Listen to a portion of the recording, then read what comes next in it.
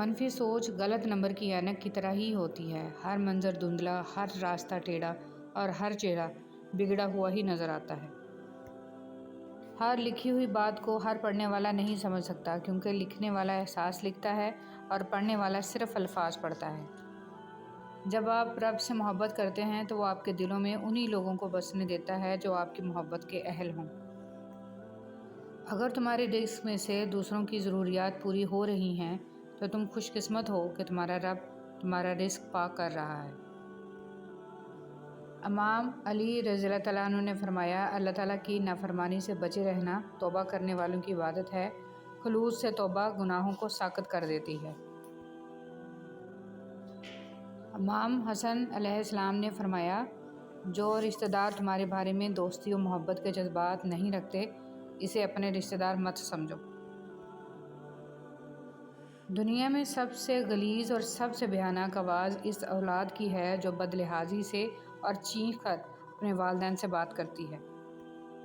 اپنوں سے اتنی شکایتیں مت کیا کیجیے، کہیں ایسا نہ ہو کہ شکایتوں کو دور کرتے کرتے وہ خود ہی آپ سے دور ہو جائیں۔ حاصل اور لا حاصل کے دائروں میں سب گھوم رہے ہیں، حاصل کی ناقدری اور لا حاصل کی حسرت ختم ہی نہیں ہوتی۔ جیسے دودھ کے ساتھ سفیدی جڑی ہوئی ہے اور شہد کے ساتھ شہد کی مٹھاس جڑی ہوئی ہے، ایسے ہی نبی کریم صلی اللہ علیہ وسلم کے مبارک طریقوں کے ساتھ دونوں جہانوں کی کامیابی جڑی ہوئی ہے۔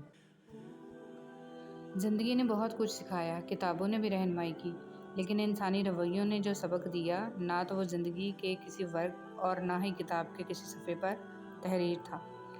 پرندے جب کھاتے ہیں ان کا سر جھک جاتا ہے، اور جب پانی پیتے ہیں تو ان کی نگاہ آسمان پر اٹھ جاتی ہے۔ یہ عاجزی اور شکر گزاری کی خوبصورت مثال ہے۔ اللہ ہمیں عاجزی اور شکر گزاری عطا فرمائے، آمین۔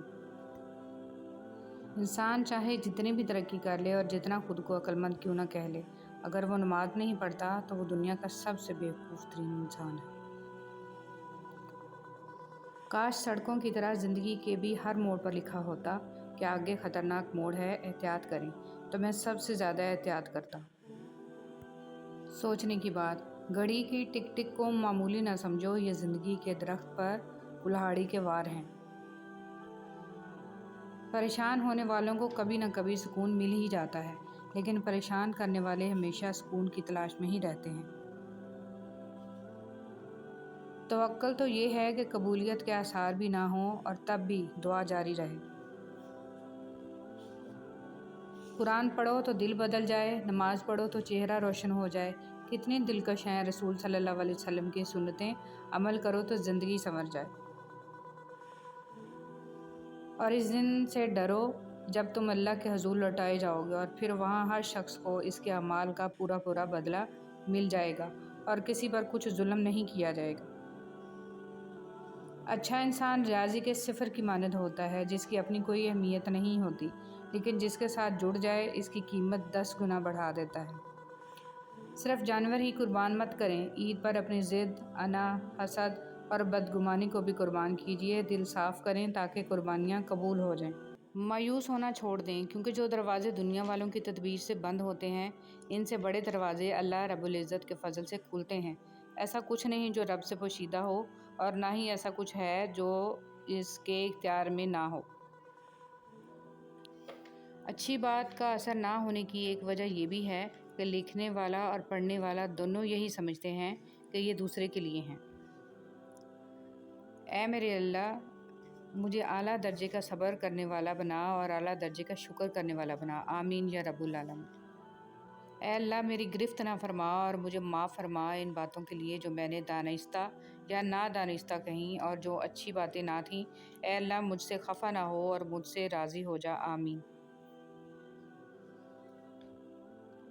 آج قرآن کریم کے ساتھ ہمارا نہ شعوری تعلق قائم ہے اور نہ ہی اسے امام بنانے اور ماننے کا ارادہ ہے، صرف برکت کی کتاب کے طور پر مان لیا گیا ہے۔ مجھ کو بھی پڑھ کتاب ہوں، مضمون خاص ہوں، مانا تیرے نصاب میں شامل نہیں ہوں میں۔